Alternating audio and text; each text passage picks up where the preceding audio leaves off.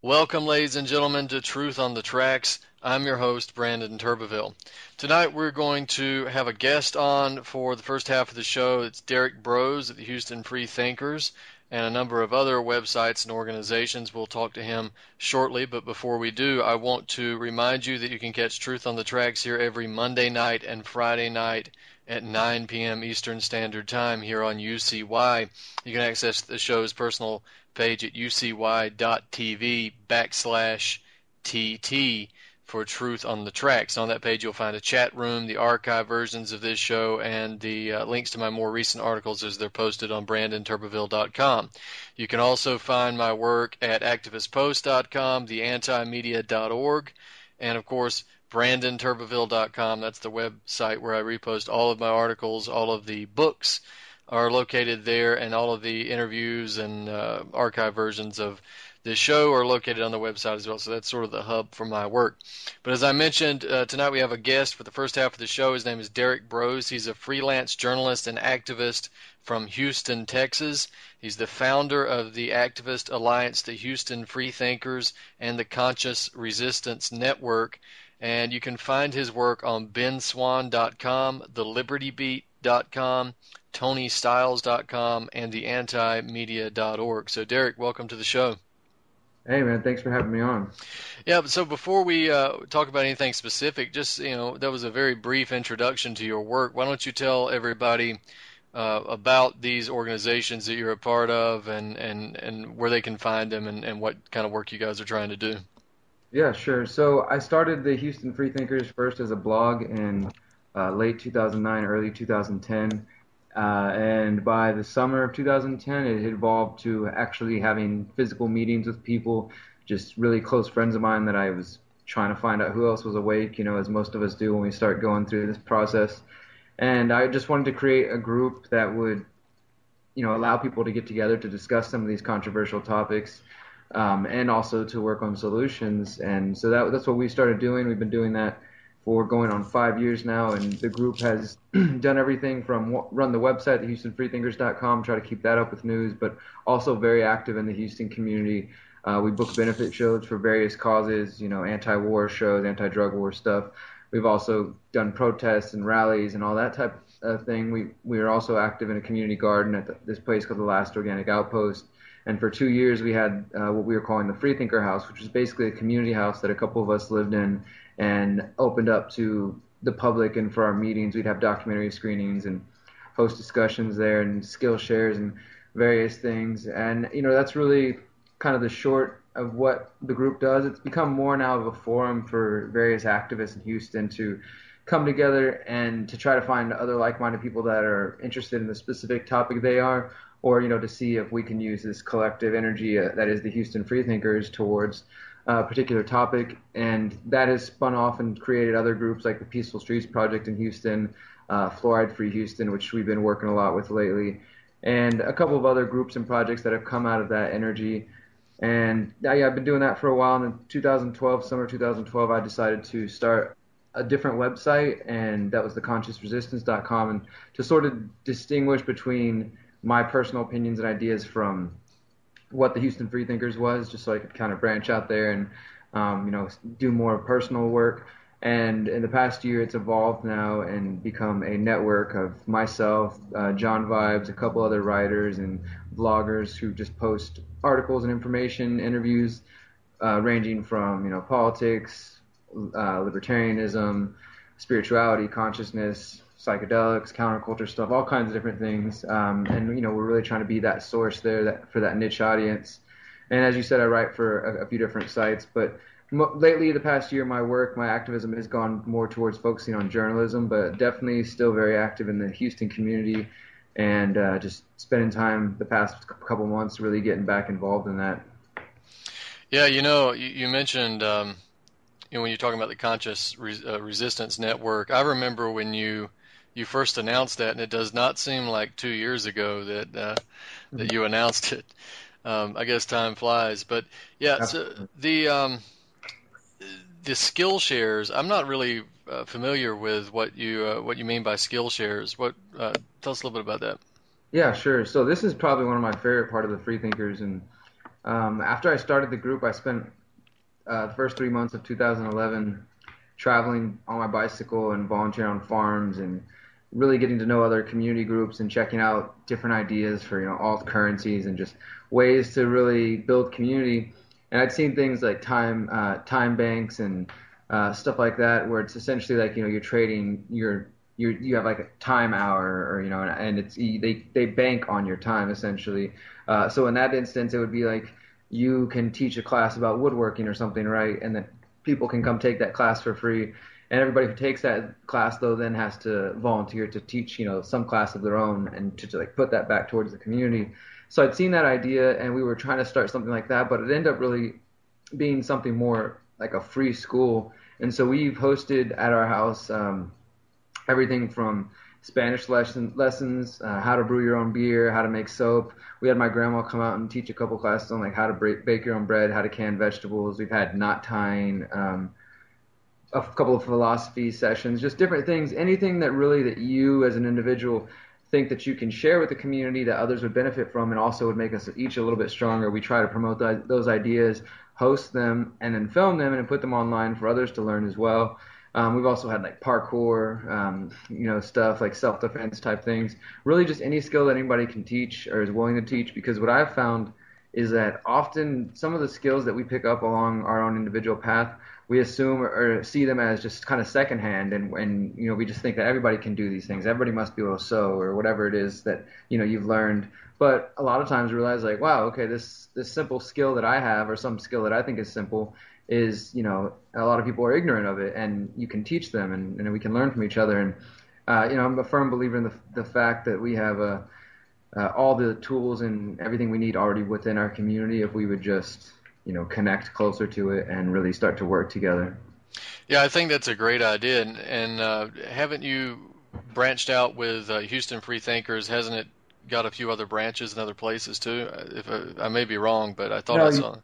yeah, that's correct. It started happening just a couple years ago, and some of them have come and gone. And I think we all know how that goes. Like people get a good idea, and sometimes there's just not enough effort or drive to keep it going, because it can be a lot of work to try to maintain an activist group and find one or two people that care about what's going on in the world.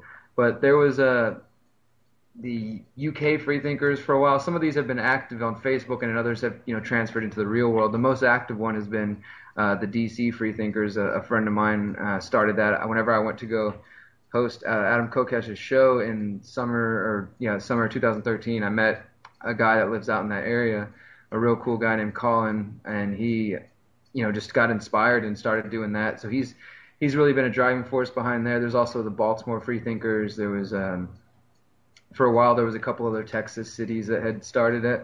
So that's always a cool feeling to see people really liking this idea, because essentially in the beginning, the reason I started a separate group, some people have asked me, why didn't you start like a We Are Change or something, something that's been established? And really I like to just create something new in general, but also at the time I just I didn't want to be limited by anything. It was me with all these various ideas, and I was learning and going down all these rabbit holes, and I wanted to be able to communicate with people about all kinds of ideas and especially solutions. So I didn't want it to be confined to one type of ideology or philosophy or anything. So I came up with the name Freethinker in the truest sense. It has nothing to do with atheism or anything like that, but in the truest sense of just an individual, like free thinking person. Yeah, and I especially like this idea of the skill shares too. So, I'd encourage people to get on board with that in their own communities and start to share knowledge and to pick it up too, and some skills. That's important. Let's talk about the fluoride situation, because you said you're working with Fluoride Free Houston, and you guys recently had a meeting with the city council, I believe, of Houston, and you got arrested. So. Why don't you tell us the backstory behind that? Yeah, sure. So Fluoride for Houston started in summer 2012. It was like I said, a sort of an affinity or spin-off group from the Freethinkers for people who wanted to just focus on this issue. And we've been active for a while, but recently we just kind of kicked things back up. And I really don't usually work within the government realm, but I'll work with it when it comes to local politics, and especially because I think that we have a chance to really do something big here that could set a precedent for other cities. So we've been going to city council for the past 3 weeks now. We have two city council members who are friendly to our cause who want to end water fluoridation. And we've got a good group of 15 to 20 people who are available at, various times because all kinds of different schedules who are really keeping this effort going. And we've just decided to keep going every Tuesday for the public speaking session of city council, as well as trying to set up individual meetings with council members. And we just need to get the support. One of the council members who has some weight has already said that he's willing to introduce a motion to end water fluoridation, but we need more people to support it. Otherwise, it's just going to fail. So we've been doing the legwork on that part, and we were there last week. And one of the things about my experience with this is only in Houston, of course, but I imagine it's probably similar other places. But when you go to city council, it's a huge public relations thing in the beginning, at least over here before they start the public session. There's, the mayor and people holding babies and taking pictures and photo ops and all kinds of things and, declaring this whatever day in Houston. It's just really silly. So once you see through that, it kind of makes you sick. And then you get to the point where, they have people coming up and speaking for 3 minutes or 2 minutes or 1 minute. And the council members are not required to actually listen to you or respond to you. Oftentimes you go up there, they're having side conversations or literally just looking at you like you're an idiot. You'll go up there and if you're an individual in the city and this is you have some kind of issue, and we're taught that, okay, as a good citizen, go downtown, you talk to your city council and tell them about what your issue is, and you go there and they just look at you like you're a moron. It's really disturbing and disappointing for a lot of people, and it's sad to see that because these people are genuinely looking for help.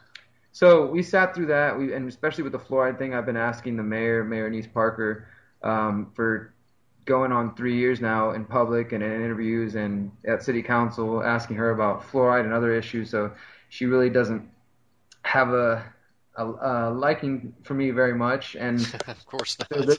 the group, the Houston Freethinkers, is also, we found out that we are monitored by the Houston Police Department as well. So just, all these things have combined to make a situation that, unfortunately, when me or other people that they associate with the Freethinkers and whatever that means in her mind, her and the rest of the city council will just kind of ignore us and cast us aside. So I said all that to say that by the end of our talk of waiting 2.5 hours, there was several of our members who went up there and, taking time to do their research for their little 2 minutes to talk and go up there and, speak from their heart. And then the mayor or the council just looks at them, ignores them.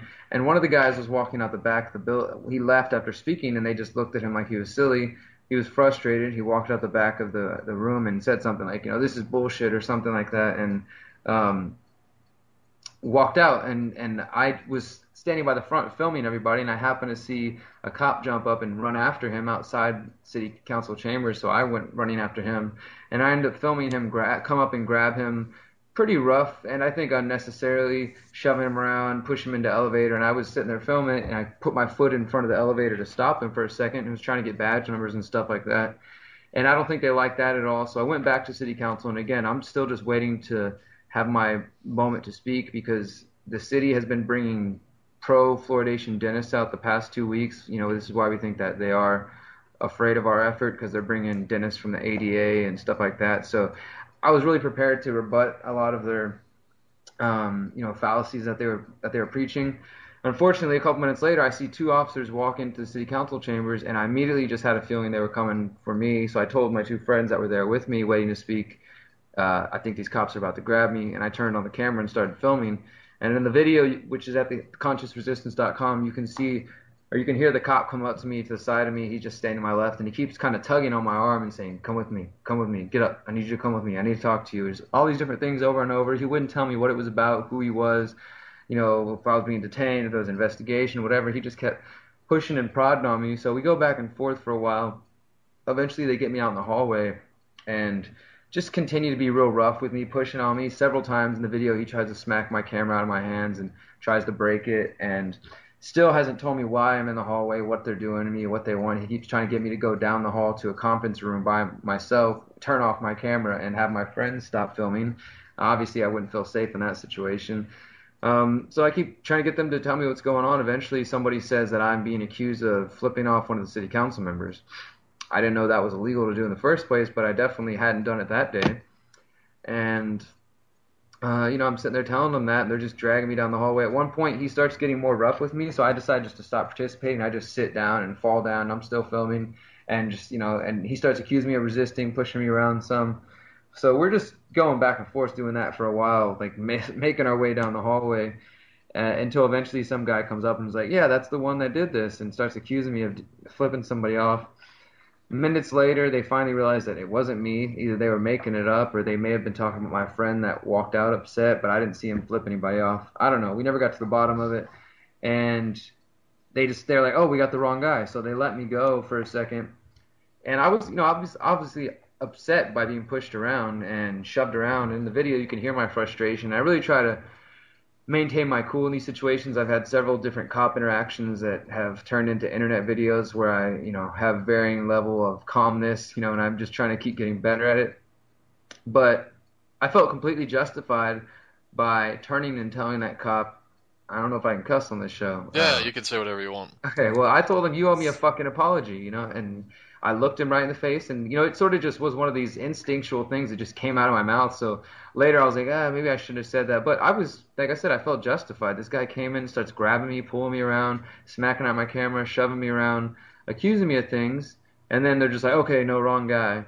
And I'd already missed my turn to talk after being there for 3 hours, so it was just overall a disappointing situation. When I told him that he owed me a fucking apology, he was like, all right, that's it, and grabs me and starts shoving me some more, starts handcuffing me, and thankfully I was able to put my camera down, and my friends kept filming, but they took me downstairs, and I ended up finding out that in Houston, maybe even at the entire state of Texas, it's illegal to cuss in public if somebody else is offended. So I thought that was really interesting that somebody has to be offended, because what was funny is when he took me into the elevator, he had me shoved up against the side of the elevator, putting my face in it, and I'm like, hey, I didn't flip anybody off, and he thought I said it again, so he shoved me harder. I shoved my face into the wall. He's like, there you go again. There's ladies in here. There was 2 ladies sitting in the elevator, and I was like, that's great. There's ladies present, but I didn't say anything. I said I didn't flick anybody off. One of the ladies looked obviously nervous and got off the elevator as soon as possible. The other lady was just like trying to mind her own business, and the cop turned to her and was like, "Did you hear what he said? Did you hear what he said? Did this affect you?" He's like, "Were you offended by this?" Over and over, because I found out the law says that somebody has to be offended. So he was immediately trying to like get his witness right there to say that she was offended, so they could arrest me. And they took me downstairs for a while, harassed me a bit more, brought out some sergeants, and eventually talked some sense into the other sergeants, and they decided to let me go. They unhandcuffed me. They wrote me a ticket for, what does this thing say? Disorderly conduct, this is bullshit, abusive language in a public place, which I didn't even say this is bullshit. But so that's why I'm going to get it thrown out. And I decided, well, it's a misdemeanor. I'm going to set it for trial and really make a big deal out of it, go there and film it. And I have the whole incident of the cop shoving me around, and I have several witnesses. So if the cop even shows up, I'll make it into a spectacle. And if somehow I end up losing, it'll be like a $30 fine for a misdemeanor, and I'm not worried about that. But yeah, the famous disorderly conduct charge, if you had any pretense that you thought you had rights in the country, the disorderly conduct charge should erase those theories immediately, because you can get a disorderly conduct charge for anything. absolutely, That's the fallback, is disorderly conduct. absolutely. But yeah, it's the video is available. You said at the Houston Free Thinkers or the Conscious Resistance. At Which one? theconsciousresistance.com. Yeah, either way, you could find it at YouTube too if you can't find Yeah, it on the site. So it's pretty obvious. I don't think you have the initial situation with your friend inside the city council, um, no, I but didn't. but your entire confrontation with the police, that is on camera, and that speaks for itself. So we've only got about 5 minutes left, Derrick. Why don't give us whatever else you want to tell the listeners here, and promote whatever you'd like to have us take a look at after the show. Yeah, so I'm just going to mention 2 things, and then I'll tell you guys where to find my work. Just 2 stories that I've personally been following, Brandon. I think you may have been keeping up with them as well, or at least seen some stuff about them. And I think these are a couple of things that are being overlooked amidst the ISIS Ebola stuff. And one is a trial that just began last week over the government's use of national security letters. The letters, the tool that they use to get information from people's bank accounts and telecommunication companies, that includes a gag order and is able the FBI and other branches of the government are able to use these things without a warrant. That's on trial right now, I think, between the Electronic Frontier Foundation and the federal government. That trial just started. That could have some huge implications depending on which way it goes. Also, another trial or hearing that just ended last week, and that there should be a decision in the coming weeks, has to do with the force feeding at Guantanamo Bay, and a Syrian man who's been there since 2002, I believe, and been cleared since 2009 of all charges. And he was one of the people that participated in the hunger strike last summer and was involved in the force feeding. His lawsuit is trying to get the federal government to intervene, or a federal judge to intervene and to stop the force feeding of him, and also to release up to 36 tapes that show the actual process of force feeding. So if the judge goes with that, which she seems to be leaning towards it in some of her comments, that could be huge. We could finally see what they're doing to people in Guantanamo, and I imagine as far as blowback, that could have some pretty heavy implications with those who are already suspicious and possibly even hateful of the West, seeing how that we've been treating their friends and family. But those are just two stories that I've been keeping up with that I think are getting kind of missed in a lot of the stuff going on. And if you guys want to find out more about my work, you can check out theconsciousresistance.com. I'm active on Facebook. You can find me there. I post a lot, and you see all the articles, the websites and stuff that I work for and work with. And yeah, I'm always willing to have a conversation and try to find more people that we can come up with solutions to solve a lot of these problems. Well, especially if you're in the Houston area, please check out Houston Free Thinkers and take a look at the Skillshares, the openings that you guys have for that. So, Derrick, thanks so much for coming on the show tonight. Yeah, thank you for having me. Ladies and gentlemen, stay with us. We'll be right back after this. They told us to pack up our bags and head south. They said that the luck of the Irish ran out. They told us they burned down our farms and our stores. They cursed us for cowards and our wives for whores. Our brother John was out plowing the field. A group of army Yankees rode up on his heels. They never gave him a chance to throw steel. Fired at him till his own body legs.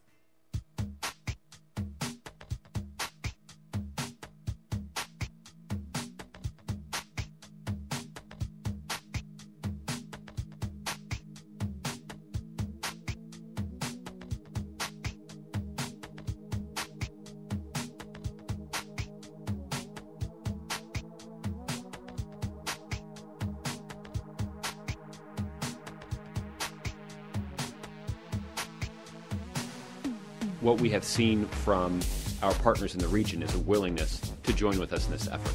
And the President believes it's important to strike while the iron is hot here and begin to ramp up this program as soon as possible, particularly now that we have willing commitments from regional governments whose cooperation is essential to this program's success. The goal here is to ensure that we have, or that there is, a fighting force on the ground in Syria that can take the fight to ISIL in Syria.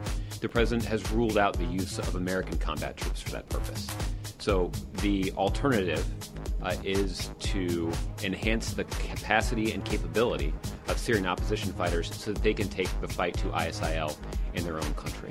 And we do have willing partners. Saudi Arabia, as you know, has already announced a willingness to host some of these training operations at least. And this administration wants to work closely with regional governments and other allies who have made commitments to assist in this effort.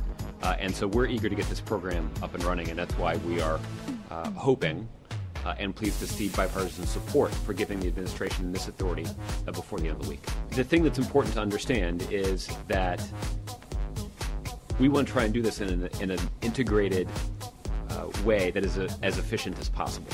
That we don't just sort of want people to announce one-off commitments without making sure that they are announcing those commitments in a coordinated way.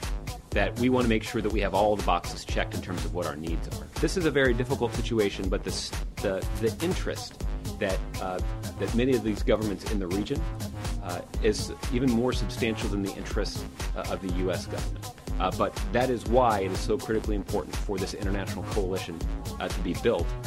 And it's why it's important for people all around the world to understand that this is not a case of ISIL being dug in a fight against the United States. The international community is mobilizing to take the fight to ISIL because of the terrible nature of their acts and because of their nihilistic vision.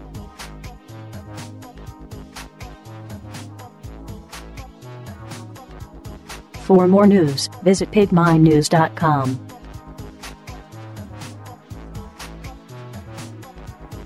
This is Ozzy Skateboard, and you're listening to UCY.tv.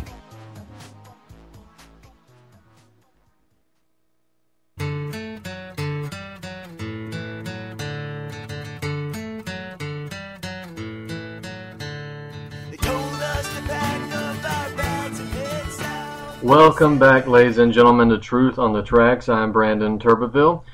In the first segment, we discussed a number of issues with Derrick Broze of the Houston Freethinkers, The Conscious Resistance. So you can check out his websites at thehoustonfreethinkers.com and theconsciousresistance.com.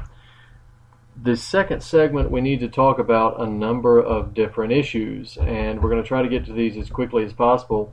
One of the first things I want to mention is the fact that we now have some very dire, unfortunate statements coming from Lindsey Graham. I know all of you are shocked that I'm going to say that, but we have the hintings that Lindsey Graham is looking at a presidential run, and that is frightening. Lindsey Graham is a virulent warmonger. He is a police state drug war supporter, austerity ghoul, big government proponent, corporate banking stooge, just an absolute lunatic, and pretty raving at that. So he has announced that if he wins his re-election in November 2014, he will explore the possibility of a presidential run in 2016. And of course, he is going to win his November 2014 election. He's going up against the Democratic candidate, I believe, Hutto, I believe is the name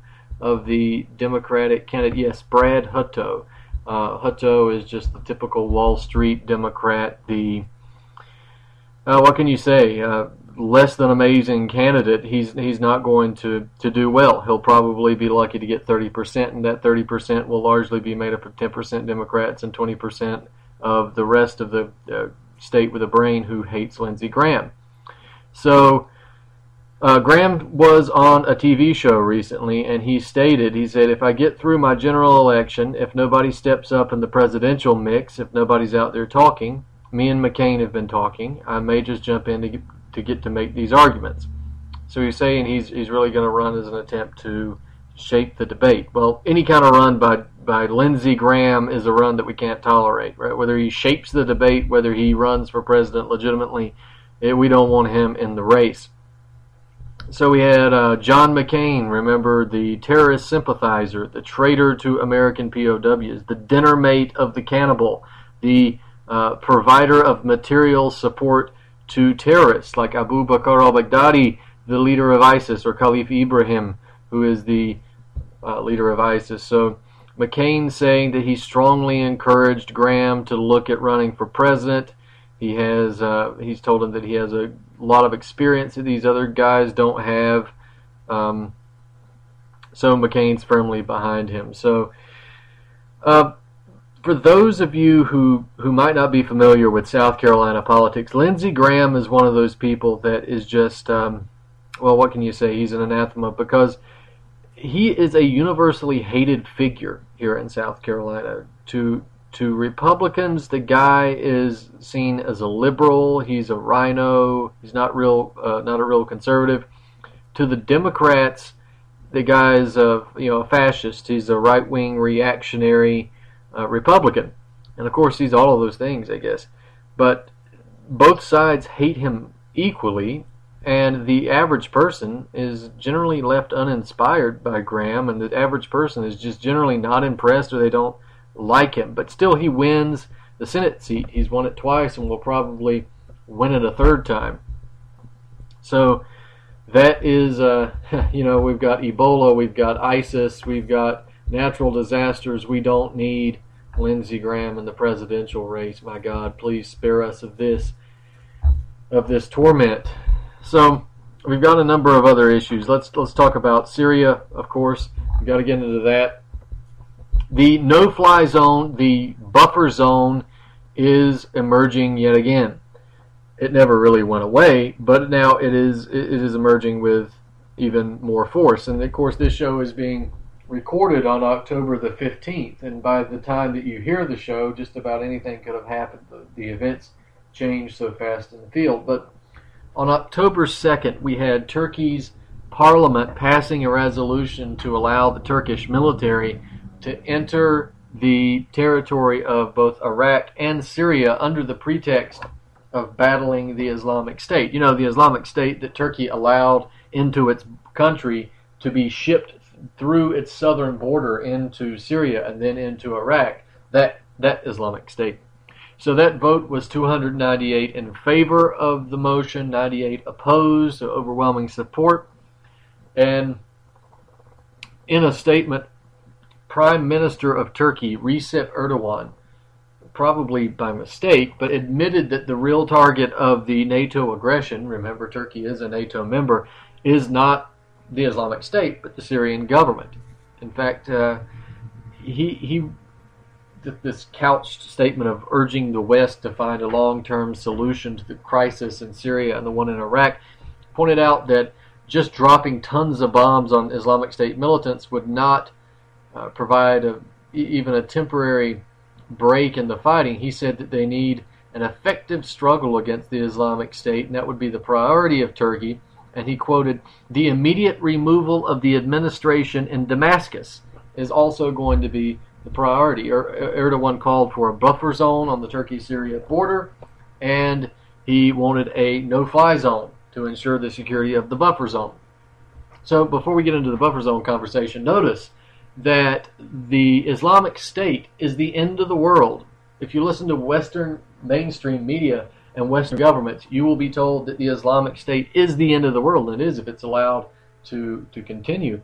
But what's the solution here? The Islamic State is the enemy. The Islamic State is going to kill us all. The Islamic State is going to take over the world. The solution is attack Assad.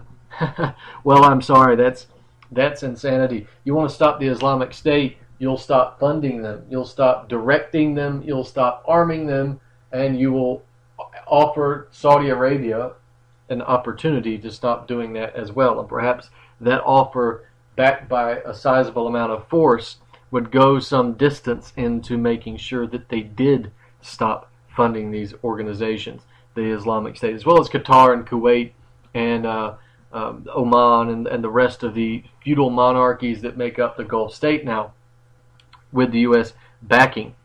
So you got to remember that this idea of a humanitarian corridor or a buffer zone and a no-fly zone, all of this was used in the NATO bombing of Gaddafi. Right? This was the justification or the pretext that was used before bombing Gaddafi. Now, remember, a buffer zone is the desire of NATO in Syria. We go back as far as 2012. We had the Brookings Institution write in their document assessing options for regime change. And this is, let me just read you the quote here. It says, "An alternative is for diplomatic efforts to focus first on how to end the violence and how to gain humanitarian access, as is being done under Annan's leadership. This may lead to the creation of safe havens and humanitarian corridors, which would have to be backed by limited military power. This would, of course, fall short of U.S. goals for Syria and could preserve Assad in power. From that starting point, however, it is possible that a broad coalition with the appropriate international mandate could add further coercive action to its efforts." So then the Brookings Institution in that same document talks about how it could work with Turkey and Israel in the goal of creating a multi-front war on Syria's borders. So Brookings Institution, they say this, quote, "In addition, Israel's intelligence services have a strong knowledge of Syria as well as assets within the Syrian regime that could be used to subvert the regime's power base and press for Assad's removal. Israel could posture forces on or near the Golan Heights and in so doing might divert regime forces from suppressing the opposition. This posture may conjure fears in the Assad regime of a multi-front war, particularly if Turkey is willing to do the same on its border and if the Syrian opposition is being fed a steady diet of arms and training." Such a mobilization could perhaps persuade Syria's military leadership to oust Assad in order to preserve itself. Advocates argue this additional pressure could tip the balance against Assad inside Syria if other forces were aligned properly. So that's the quote. And notice that's kind of what's happening and what's been happening. Now, the Syrian Foreign Minister Walid Muallim has recognized the beginning of this implementation of this NATO plan for the buffer zone and the Brookings Institution plan as it's described in the document. So in an interview with the Lebanese television agency El Mayadeen, Muallim said that Syria will not accept the creation of a buffer zone, and that the creation of a buffer zone would be an attack on Syrian territory and its sovereignty. So this is Muallim's statement. He says, at a time when Israel promised that a buffer zone would be set up in the south of Syria, Turkey is in the same manner talking about setting up a buffer zone in northern Syria. Both announcements are linked to one another. These initiatives constitute as an attack on the Syrian territory and its sovereignty. If Turkey considers the security and stability of Syria, it must end these types of provocative acts. End quote. So kudos to Muallim for recognizing what this is, for recognizing that this is the multi-front war that was discussed in the Brookings Institution document. This is a buffer zone on the south with Israel, a buffer zone on the north with Turkey, and the Islamic State on the east of Turkey. Of course, well, I mean, not of Turkey, of Syria. And of course, we have the Islamic State all over in Syria. So we have that. The Obama administration, of course, repeated immediately after Erdogan's statements that it was open to the possibility of establishing that no-fly zone over Syria. That we had statements by both the Secretary of Defense Chuck Hagel and General Martin E. Dempsey saying that a buffer zone was a possibility. We had Hagel saying that we've discussed all these possibilities and will continue to talk about what the Turks believe they will require. Thank you, Chuck, for subverting American military personnel to the whims of Turkey and that decrepit, useless government, that stupid government, for allowing itself to be a pawn in the attack against Syria, with which it had relatively decent relations before the destabilization of 2010. And now, how did you get repaid, Erdogan? You got repaid by the Kurds being, poked with a stick. Here, you stirred up the Kurds, which is what you didn't want to do. Well, now you just may get a Kurdistan out of it. Way to play your cards right. So we got General Dempsey, who seemed to be beforehand a little more hesitant to commit American personnel to war based on this foolish ideology, this foolish attempt to overthrow Assad for a confrontation with Russia down the road. But Dempsey said that, quote, a buffer zone might at some point become a possibility, end quote, but he said it might not be considered imminent right now. So don't make any mistake about it. A buffer zone, a no-fly zone, that is war. That is war and open military assault against a sovereign government, against a secular government, and any implementation of a buffer zone or a humanitarian corridor will require airstrikes against Assad's air defense systems. That is the basis of a buffer zone or a humanitarian corridor. You have to have a no-fly zone to enforce it, and in order to enforce the no-fly zone, you have to remove the air defense capability. So this will signal a direct attack on Bashar al-Assad's forces, on the Syrian government. So we've got Turkey. Turkey's been whining and groaning for a long time over these Syrian refugees that have been coming out of Syria into Turkey as a result of the humanitarian crisis that Turkey helped to create with its support and facilitation of death squads and terrorists that it was allowing to enter into Syria through Turkey's border. So we had an influx of refugees coming from the city of Kobane, or Kobani. It's also called Ain al-Arab, which means the Arab Spring, actually, interestingly enough. But we had these refugees coming from Kobani, where the death squad fighters were kind of herded by American airstrikes in an attempt to direct them to overtake Kobane, and the Kurdish forces there, well, mainly Kurdish forces, not so much Syrian forces, because Syria kind of deferred the defense of this particular area to the Kurdish forces so that it could focus on areas further inward and not be spread out so thin. The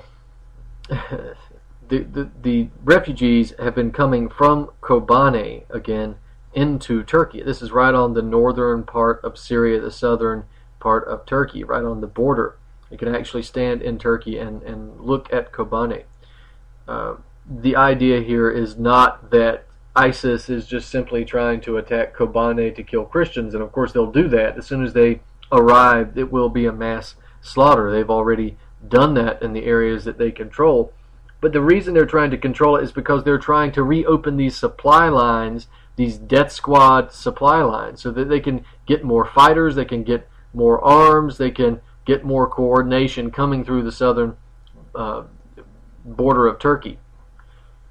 So we've got this, again, a tightrope that Assad is trying to walk, because the American airstrikes are without a doubt a violation of Syrian sovereignty. If Assad shoots down American aircraft, then he will sign a death warrant and risk a general war with Washington, which he cannot outlast. He cannot win this. But if he does nothing, then he will be destroyed with the death of 1,000 cuts of American airstrikes taking apart Syria piece by piece. And this cannot be done either. So they've got to have this type of, hopefully Assad's got an ace up his sleeve. So we've got this vacuum, I guess, airstrikes carving out this area where death squads run rampant, but the Syrian army can't engage them because they could provoke the West even more. We're going to have probably the situation get even worse. So we have the possibility that Turkey might stage a false flag operation in order to get this buffer zone, and that's happened before, remember, over this tomb of Sheikh Suleiman Shah, right, where Turkey claims this as its territory, but it doesn't appear to be. But they went in on the justification of protecting civilians and protecting this tomb, and went into Syria with artillery and airstrikes. This was essentially a false flag. Now, this has happened a number of times. So go check out the article, NATO's Dream Coming True, Turkey Pushes for Syria No-Fly Zone, U.S. Approves. It's up Activist Post and Turbeville.com.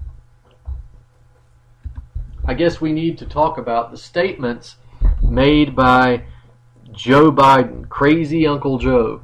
He's famous for making stupid, ridiculous statements that he probably shouldn't have made, or that his handlers probably wish he wouldn't have made. But still, he's been able to go far in life. He's been a meager senator and tool of Wall Street in Wilmington, Delaware. Now he's vice president. So that shows you where you can go if you just work hard and do your job. Now, the article, What is Wrong with Joe Biden? VP's Statements on Syria Explained. That is up at Activist Post and BrandonTurbeville.com. So we have this statement made by Joe Biden at the John F. Kennedy Jr. Forum at Harvard University's Institute of Politics, and this is an annual forum. Now, at first glance, Biden's comments may seem to be this stunning admission that there's no moderate rebels in Syria, that close American allies like Saudi Arabia, Turkey, United Arab Emirates, and those feudal monarchies are responsible for a large portion of the death squads, the proliferation of the death squads in Syria. But there's more to it than that. So if you're not familiar with this, I'll read you Biden's statements, and it's kind of long, but we'll get through this anyway. We've got a few more minutes, so I think we can get through it. So Biden is asked the question at this talk at the Q&A session. He's asking, in retrospect, do you believe the United States should have acted earlier in Syria? And if not, why is now the right moment? And this is what Biden responds. The answer is no for two reasons. One, the idea of identifying a moderate middle has been a chase America has been engaged in for a long time. We Americans think in every country in transition there is a Thomas Jefferson hiding behind some rock or James Madison beyond one sand dune. The fact of the matter is the ability to identify a moderate middle in Syria there were no moderate middle because the moderate middle are made up of shopkeepers, not soldiers. They are made up of people who in fact have ordinary elements of the middle class of that country. And what happened was, and history will record this because I'm finding that former administration officials, as soon as they leave, write books, which I think is inappropriate. But anyway, he laughs and says, no, I'm serious. I do think it's inappropriate at least. You should, give the guy a chance to get out of office. And what my constant cry was that our biggest problem is our allies. Our allies in the region were our largest problem in Syria. The Turks were great friends, and I have the greatest relationship with Erdogan, which I just spent a lot of time with. The Saudis, the Emiratis, etc. What were they doing? They were so determined to take down Assad and essentially have a proxy Sunni-Shia war. What did they do? They poured hundreds of millions of dollars and thousands of tons of weapons into anyone who would fight against Assad, except that the people who were being supplied were al-Nusra and al-Qaeda and the extremist elements of jihadis coming from other parts of the world. Now you think I'm exaggerating, take a look. Where did all of this go? So now what's happening? All of a sudden everybody's awakened because this outfit called ISIL, which was al-Qaeda in Iraq, which when they were essentially thrown out of Iraq, found open space and territory in eastern Syria, worked with al-Nusra, who we declared a terrorist group early on, and we could not convince our colleagues to stop supplying them. So what happened? Now all of a sudden, I don't want to be too facetious, but they had seen the Lord. Now we have the president's been able to put together a coalition of our Sunni neighbors because America can't once again go into a Muslim nation and be seen as the aggressor. It has to be led by Sunnis to go in and attack a Sunni organization. So what do we have for the first time? And the video clip died out. It cut off at that time. So you hear these statements made by Biden, and you remember the fact that Biden was forced to grovel and apologize to Turkey, and Erdogan actually said that if Biden does not apologize for these remarks, then he is history. Nobody really knows what that means. We won't make any suppositions on that, no speculation.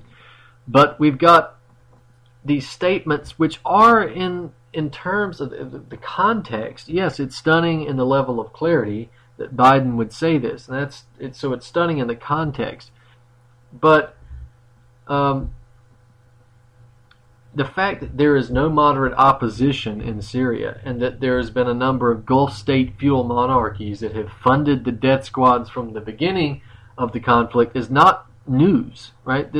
We've been talking about that here on this show since this show has existed. We've been talking about the Syrian death squads and the fact that there's no moderate opposition in my article since 2010. So not news. Let's not pretend that it is. The Saudi Arabia, Turkey, United Arab Emirates, we all know they've been, well, we don't all know, but those of us who listen to this show, the readers of my articles know that Al-Qaeda, ISIS, all these death squads are the actual same organization. Now, Saudi Arabia has been open regarding its support for terrorism. Remember, Saudi Prince Bandar bin Sultan even threatened Russia over the first attempt to invade Syria. He told Putin that if he didn't throw Syria under the bus and give up its support for Syria, then Saudi Arabia would unleash a number of terrorists which it controlled. In fact, let me give you the quote. Here's another quote. We're big on quotes tonight. The Prince Bandar, he says, "I can give you a guarantee to protect the Winter Olympics next year. The Chechen groups that threaten the security of the games are controlled by us. The Chechen groups that threaten the security of the games are controlled by us, and they will not move in the Syrian territory's direction without coordinating with us. These groups do not scare us. We use them in the face of the Syrian regime, but they will have no role or influence in Syria's political future." So that's Bandar. So he also allegedly told Putin that the Chechen terrorists basically fighting in Syria now were another tool that Saudi Arabia could use at will for other people, for Russia. So ISIS, interestingly enough, has recently stated that Russia is now one of its main targets, in addition to Syria and Iraq and other areas of the Middle East. Minus Israel, of course. It's not really interested in Israel. Funny that that's the case. So what Biden does not mention is his statement. He mentions that the Arabs, the Sunni Arabs, the feudal monarchies were controlling the death squads, but he does not mention that the United States has played an even bigger role than Saudi Arabia in the funding, the arming, the directing, the controlling of terrorists and death squads operating in Syria that goes back as far back as 2007 and even back into 2005. Remember the famous redirection report from Seymour Hersh and the famous Salvador option from Michael Hirsch and John Barry of Newsweek. We can't forget these. All right, so we gotta move along here. We've only got a few minutes left. Remember, former U.S. ambassador to Syria, Robert Ford, was instrumental in helping to form and facilitate and support the death squads inside Syria from the beginning of the crisis until the Assad government removed him from his post. Now, we've also got an interesting article by Sharmeen Narwani of Mideast Shuffle. She quotes on these Biden. She writes about these Biden statements as well. She tears this stuff apart. But in addition to Robert Ford, let me go back to this. In addition to the articles by Seymour Hersh and Michael Hirsch and John Barry, and in addition to the evidence against Robert Ford, we went through this last week. Remember, if you listen to the Syria 101 episode of this show, which is now on BrandonTurbeville.com and also in the archives on ucy.tv/TT, you'll find out that this goes further back than 2010. It goes back much further than that, but you can see the early manifestations of a color revolution and destabilization very early on in the destabilization within a day, right? The very first day. So we've had major press reports that the CIA was a conduit for the transfer of weapons from Libya to Syria. That is a goal that was facilitated by U.S. Ambassador Chris Stevens, who was killed in Benghazi. And this is apparently what he was operating on, and he was taken out. And we're giving stand-down orders not to rescue Chris Stevens. So wonder why he was sacrificed in that way. But regardless, he was involved in the shipping of weapons from Syria to Libya at the time of his death. So we also got reports coming from the BBC, for instance, that the United States assisted in logistics for delivering a Saudi bankrolled transfer of Croatian weapons in 2012 to the death squads. So the CIA was engaged in an airlift of these weapons from Croatia and brought to Syria. The shipments were paid by Saudi Arabia at the bidding of the United States, and there was assistance on supplying those weapons that was organized through Turkey and Jordan, so Syria's neighbors.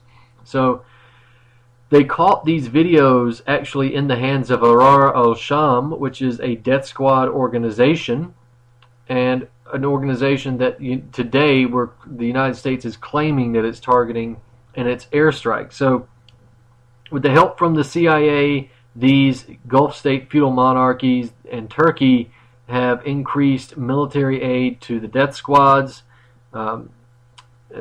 They've done so for some time.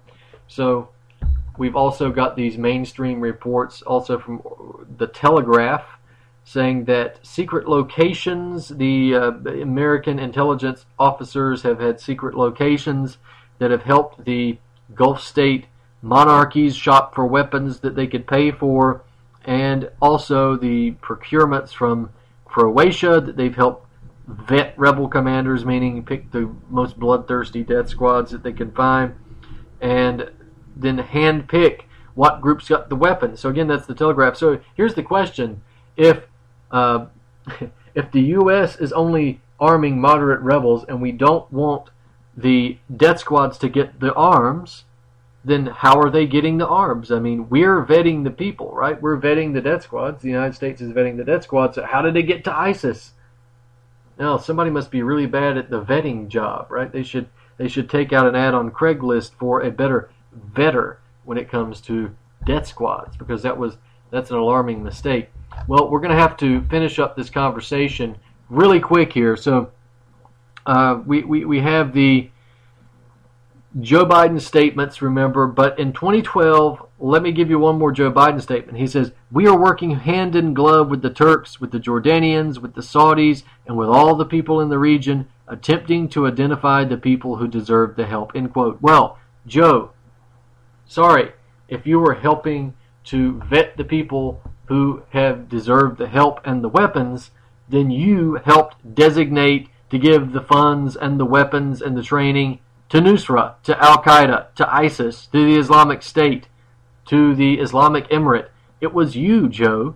That's what you've tacitly admitted. So, could be just an example of Joe Biden's blabbery, but we don't know. This, regardless, the Gulf State feudal monarchies are clearly playing a major role in the funding of the death squads in Syria, but not the only role. The United States and NATO play an even bigger one. They hatched the plot, they ignited the plot, they direct the plot, and they control the plot. So we cannot forget that. Ladies and gentlemen, please stay with us next week or come back next week. We're going to talk about a number of different issues, probably have to touch on Syria and Ebola. So stick with us next week, ladies and gentlemen, on Truth on the Tracks. This has been Truth on the Tracks. I'm Brandon Turbeville. We'll see you next week.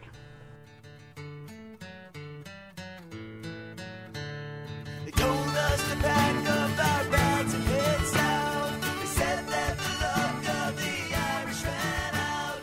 Told us they burned down our farms and our stores. They cursed us for cowards and our wives for whores.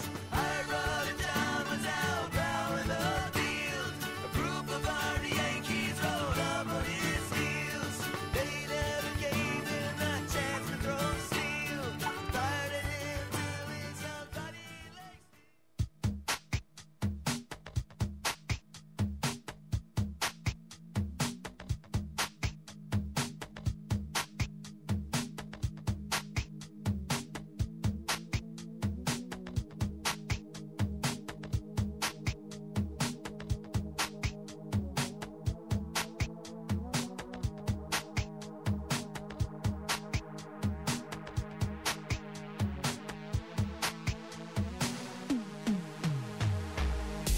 Following the House of Representatives and the U.S. Senate's bipartisan support, President Obama's plans to arm and train moderate Syrian rebels, in his speech on Thursday evening, the president thanked senators for their support and said the coalition of countries ready to fight ISIS unites 40 countries.